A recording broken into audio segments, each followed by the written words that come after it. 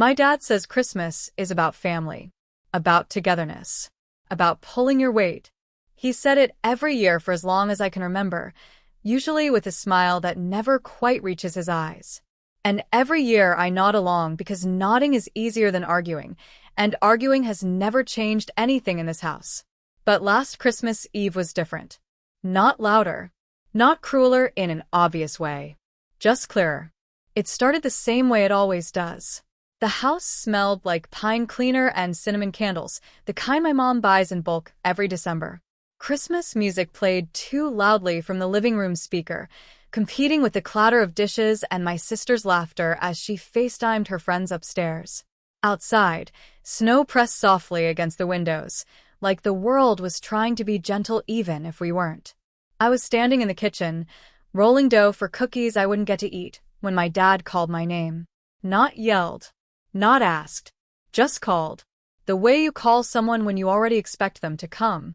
I wiped my hands on a dish towel and walked into the dining room. The table was cleared except for one thing, a single sheet of paper, folded neatly in half, placed dead center like a formal invitation.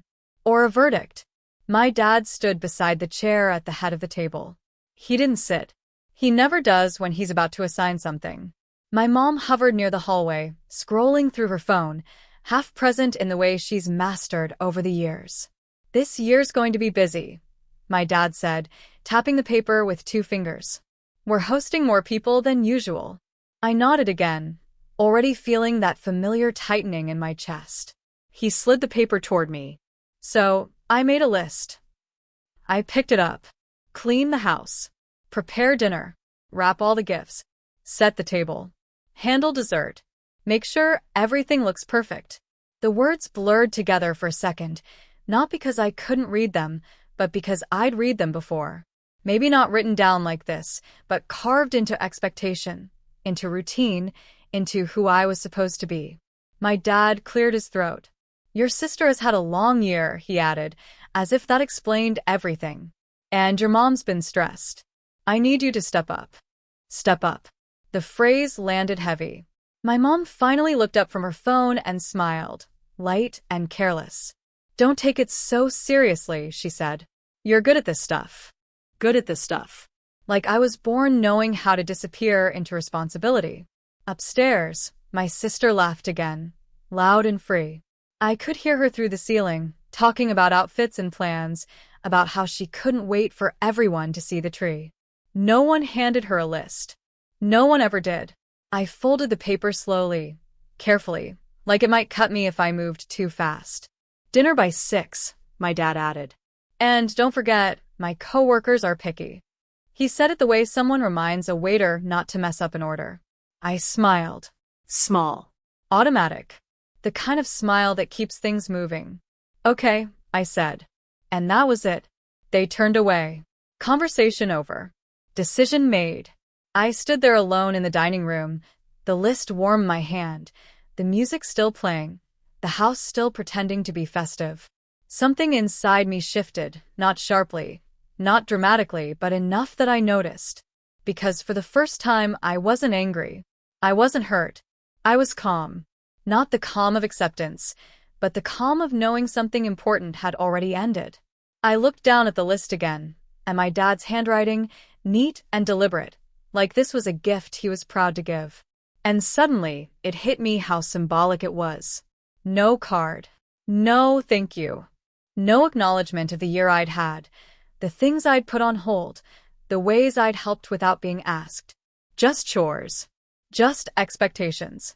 Just proof, in black ink, of where I stood. I folded the list once more and slipped it into my pocket. My hands didn't shake. My heart didn't race.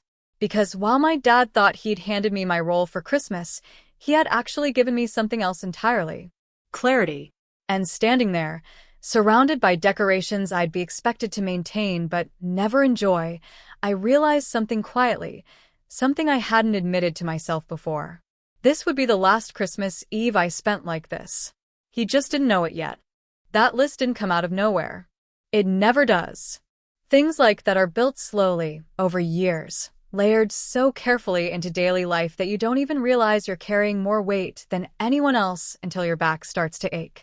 I've always been the reliable one in my family, the easy child, the one who didn't make trouble, didn't ask for much, didn't need reminding. When teachers praised me, my parents smiled politely and said, "That's just how she is." Like responsibility was a personality trait instead of something I'd learned to survive. My sister, Megan, was different. She was bright, loud, always orbiting attention like it belonged to her. If she forgot something, it was charming. If she messed up, it was understandable. "She's sensitive," my mom would say. "You know how she is." I did know. I'd always known. Growing up, chores found their way to me the way dust settles on unused furniture. Quietly, automatically. By the time I was 12, I was making dinner twice a week. By 14, I was helping manage grocery lists and cleaning schedules. Not because anyone asked directly, but because if I didn't, things simply didn't get done. And when they didn't get done, the disappointment somehow still landed on me. After college, I planned to move out. I had it mapped out: small apartment, secondhand furniture, a job that paid just enough to feel like freedom. But my dad sat me down at the kitchen table, the same one where the Christmas list would later appear, and sighed deeply. "Just stay for a bit," he said. "We could use the help." My mom reached across the table and squeezed my hand. "You don't know how much we appreciate you." I believed them. I always did. A bit turned into months. Months into years. My paycheck went into a shared account to make things easier. I told myself it was temporary, that I was contributing, that family meant sacrifice. Whenever I brought up saving for my own place, my dad's expression hardened. "So now you're too good for us?" he'd ask. My mom's disappointment was quieter but sharper. "After everything we've done for you?" "And Megan?" She'd laugh it off. "Relax," she'd say. "You live here for free." I didn't. But correcting her felt pointless. Bills started appearing without explanation. Utilities spiked. Groceries doubled. Then came the little things: streaming subscriptions I didn't use, online orders I didn't place, charges labeled house stuff. When I asked, my mom waved it away. "We'll sort it out later." Later never came. Holidays were the worst. Especially Christmas. Megan arrived with bags of shopping and stories of parties and plans. I arrived early to help cook. She posed for photos. I washed dishes. She accepted compliments. I accepted responsibility. And every year I told myself it was fine, that I didn't mind, that I was needed. But need isn't the same as being valued. I didn't understand that difference until it hollowed me out. Last fall, something in me finally got tired. Not angry tired, bone-deep tired. The kind that doesn't explode but quietly withdraws. I'd catch my reflection in the mirror and barely recognize myself. My life felt like it belonged to everyone else. One night, after Megan casually announced she'd invited friends over and assumed I'd handle food, I went to my room and closed the door. I sat on my bed in the dark and realized I couldn't remember the last decision I'd made that was just for me. That scared me. So, I started making small changes no one noticed. I took extra shifts at work and didn't mention the money. I stopped covering house emergencies without asking questions. I sold old clothes online, tucked the cash away in a shoebox at the back of my closet. Every dollar felt like a quiet rebellion. No one commented. No one checked in. As long as things ran smoothly, my presence was invisible. By December, I'd saved enough to give myself options. Not a grand escape, not a dramatic exit. Just enough to remind myself that I wasn't trapped, even if I still felt stuck. So when my dad handed me that list on Christmas Eve, it didn't crush me the way it once would have. It didn't even surprise me. It confirmed something I'd already begun to accept. In their eyes, my value wasn't in who I was. It was in what I did. And once you see that clearly, really see it, you start to understand that the list isn't just paper. It's a line. One that, sooner or later, you have to decide whether you'll keep standing behind or finally step over. That night, after everyone went to bed, I took the list out of my pocket and smoothed it flat on my desk. The house was quiet in that artificial way it gets after midnight, when even the walls seemed to be listening. Christmas lights blinked lazily outside my window, casting red and green shadows across the paper like a mockery. I read each line again, slowly. Clean the house. Prepare dinner. Wrap the gifts. My dad's handwriting was steady, confident. It assumed compliance. It assumed I would be there. I folded the paper once and set it aside, then opened my laptop. I didn't hesitate. I'd been circling this decision for months, maybe years. The list just pushed me the final inch forward. I wasn't leaving forever. Not yet. I wasn't brave enough for that kind of certainty. But I was leaving Christmas. I booked a last-minute bus ticket to a small coastal town 3 hours away. Not glamorous. Not far enough to scare anyone if they knew, but far enough to breathe. I chose it because no one I knew lived there, because it was quiet in winter, because it felt like the opposite of obligation. When the confirmation email came through, my hands finally started to shake. I closed the laptop and sat very still, listening to my heartbeat slow itself down. For the first time in my life, I was choosing absence. And that felt dangerous. And powerful. The next morning, I woke up early and moved through the house like a ghost. I packed a backpack with clothes, my toothbrush, my journal. I didn't take much. I didn't need much. I left the wrapped gifts I'd bought weeks earlier sitting neatly in my closet. They weren't on the list anyway. Before I left my room, I took the folded paper from my desk and placed it carefully on my bed, right in the center of the quilt. Not dramatic. Not confrontational. Just present. Then I slipped out. The bus station was half empty, filled with people avoiding eye contact and clutching paper cups of coffee. I bought a ticket at the counter and sat by the window, watching the sky lighten slowly. When the bus pulled away, my phone buzzed. Dad. Where are you? Mom. Did you start cleaning yet? I turned the phone face down and watched the city fade into highway. My chest felt tight, but not with regret. With anticipation. The town I chose was smaller than I expected. Gray-blue ocean. Closed shops. Wind that smelled like salt and cold. I checked into a modest motel with faded curtains and a humming heater that sounded like it might give up at any moment. It was perfect. I spent Christmas Eve walking along the shoreline, my boots crunching over frozen sand. I bought myself a hot chocolate from a corner cafe and drank it slowly, alone, without rushing back to a kitchen that needed me. The absence of demands felt strange at first, like I'd forgotten something important. Then it felt like relief. That night, I slept deeply, without setting an alarm, without listening for footsteps in the hallway. On Christmas morning, my phone exploded. Missed calls. Voicemails. Messages stacked so tightly, they blurred together. Mom, this isn't funny. Dad, you better explain yourself. Megan, are you seriously not here? I didn't answer. I stared at the screen and felt something shift again. Not guilt, not fear, but understanding. They weren't worried about me. They were worried about the list. Later that afternoon, a photo came through from my mom. The living room. The tree half decorated. Wrapping paper scattered. The caption read, "Is this what you wanted?" I sat on the edge of the motel bed, staring at the image. And for the first time, the truth landed fully, without softness to cushion it. They didn't miss my presence. They missed my labor. I turned off my phone. I spent the rest of Christmas Day doing nothing remarkable. I ate takeout in bed.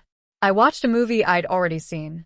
I wrote in my journal pages and pages of things I'd never said out loud. By evening, the fear I'd expected never came. What came instead was a quiet certainty. I couldn't go back to pretending. Whatever happened next, whatever anger waited for me at home, I knew this choice had changed something fundamental. I had crossed that line I'd been standing behind for years. And I understood, with a clarity that made my chest ache, that the list my dad had given me wasn't just about Christmas. It was about control. And control only works as long as you keep showing up. I had stopped.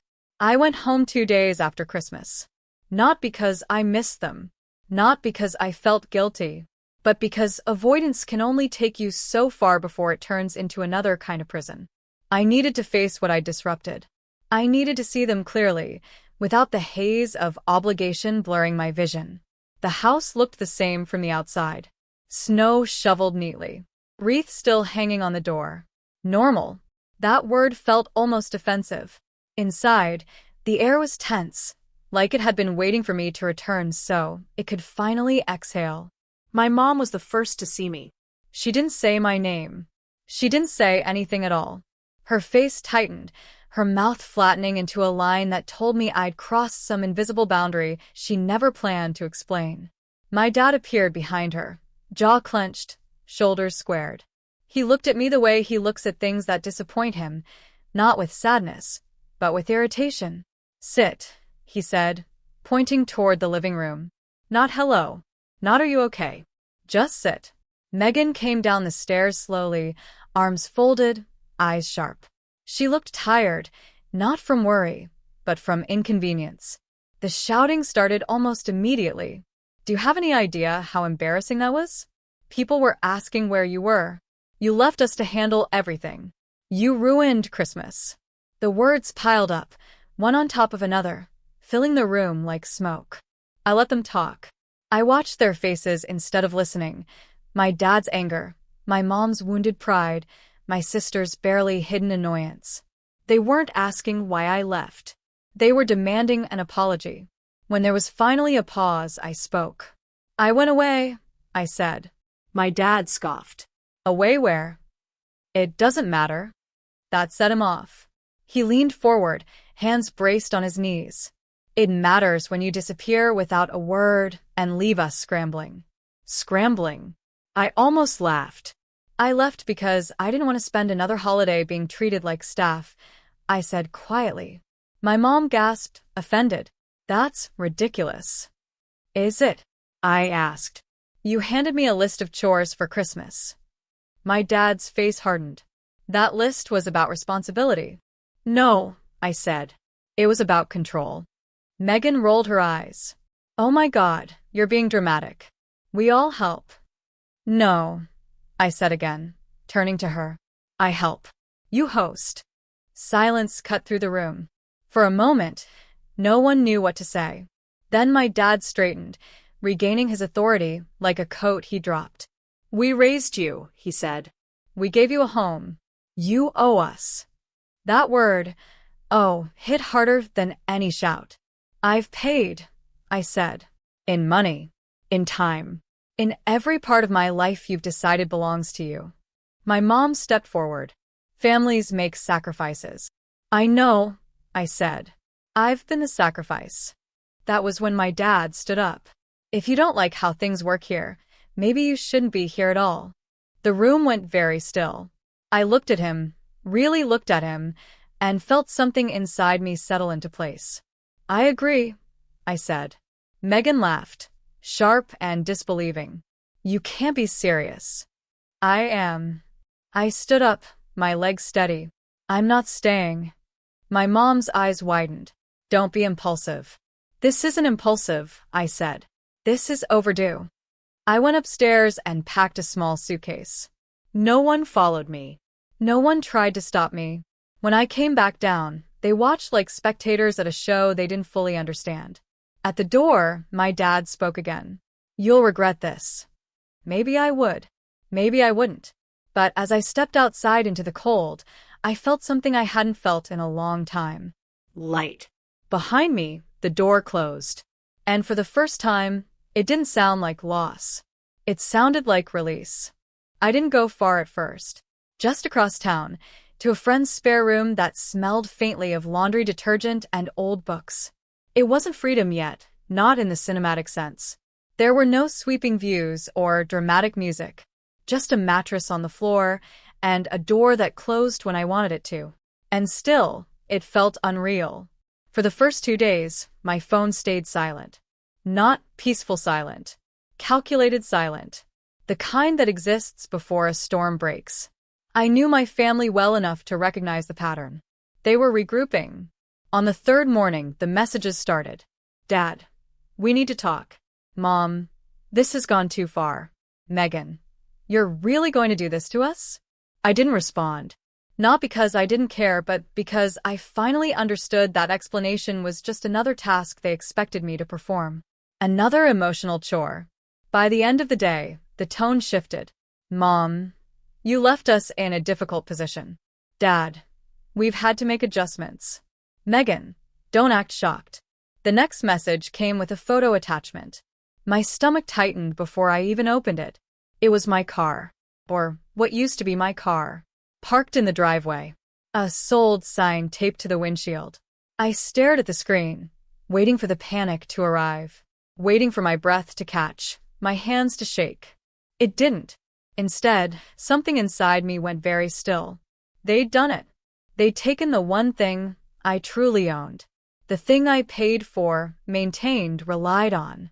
Not because they needed to, not because of money, because they could. Megan's follow-up text came seconds later. You want independence? Figure it out. That was the moment the last thread snapped. Not in anger, in clarity. This wasn't about me leaving. This was about punishment. About reminding me that autonomy came with consequences they controlled. I sat on the edge of the mattress and thought about all the times I'd been afraid to upset them. All the compromises I'd made to keep the peace. And suddenly, the fear evaporated. If this was the cost of choosing myself, then so be it. I borrowed my friend's laptop and started making calls. The bank first. I transferred what little money I had into a new account under my name only. Then the phone provider. New plan. New number. I watched each confirmation email arrive like a small door closing behind me. Next, I searched for apartments. Tiny ones. Unimpressive ones. Places that didn't require permission or approval. By nightfall, I had a viewing scheduled. When my dad called that evening, I let it ring. I listened to the voicemail later. You're being unreasonable, he said. You're burning bridges you'll need. I deleted it. The apartment was on the third floor of a narrow building with chipped paint and a stairwell that smelled like dust and someone else's cooking. The landlord handed me the keys without ceremony. First month's rent, he said. Deposit. I handed over the cash I'd been saving for months. My hands shook then, finally. Not from fear. From relief. That night, I slept on the floor of my new place, wrapped in a borrowed blanket, listening to unfamiliar sounds through thin walls. It wasn't comfortable. It wasn't easy. But it was mine. The next day, my mom showed up. I hadn't given her the address. Somehow, she'd found it anyway. She stood in the doorway, arms crossed, eyes scanning the empty room like it was evidence of my failure. So this is it, she asked. You're really walking away? I already did, I said. Her voice softened, just a little. We were just trying to teach you responsibility. I met her gaze. You taught me obedience. She didn't have a response for that. When she left, she didn't say goodbye. I closed the door gently behind her and leaned my back against it, breathing in the quiet.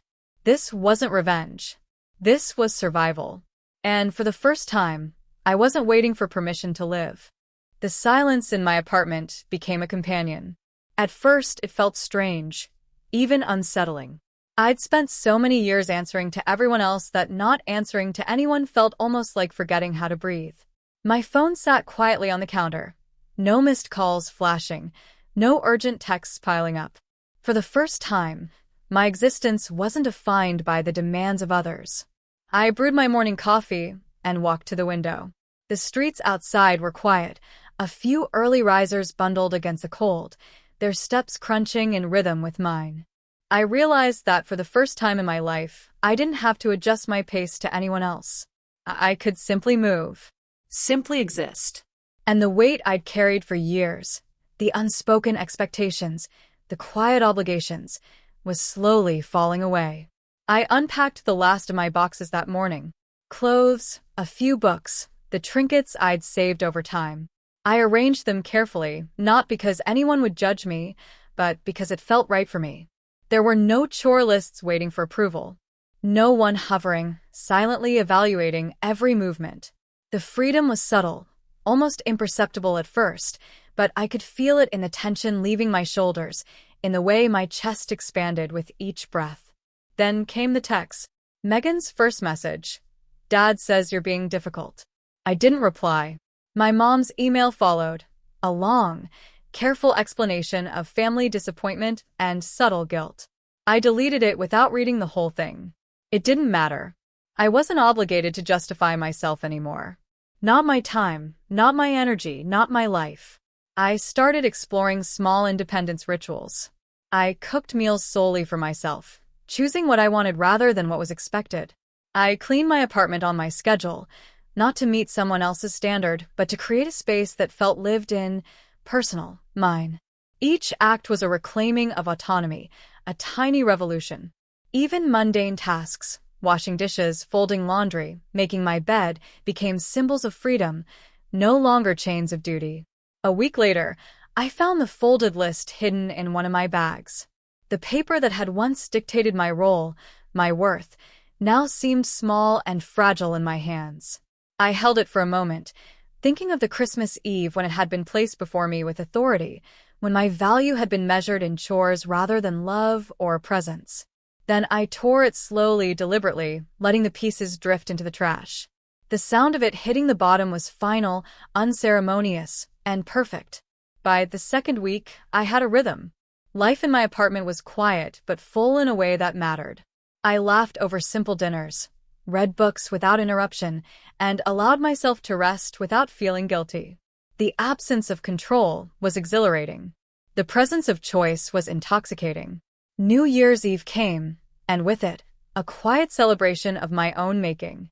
Fireworks lit the distant skyline, muffled by rooftops, casting splashes of color across my apartment walls.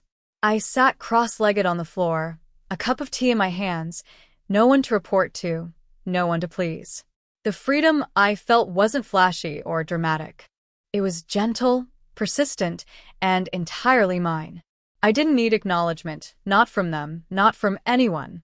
Their opinion, their anger, their disappointment, all of it had no power here. I was standing in the middle of my life for the first time and realizing that standing was enough.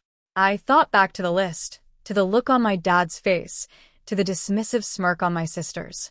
And for the first time, I didn't feel anger. I didn't feel hurt. I felt clarity. I understood exactly who I was to them, and just as importantly, who I wasn't. I wasn't their unpaid assistant, their problem solver, or their measure of efficiency. I was myself, and that was sufficient. I closed my eyes and whispered to no one, "This is my life now, not theirs. Mine." And in that quiet moment, with the distant pops of fireworks and the soft hum of the street below, I felt a peace I hadn't known existed. It was simple. It was small. It was real. And it was finally mine. Freedom doesn't always roar. Sometimes it whispers. And that whisper, after years of being drowned out by expectation and duty, was the loudest sound I'd ever heard.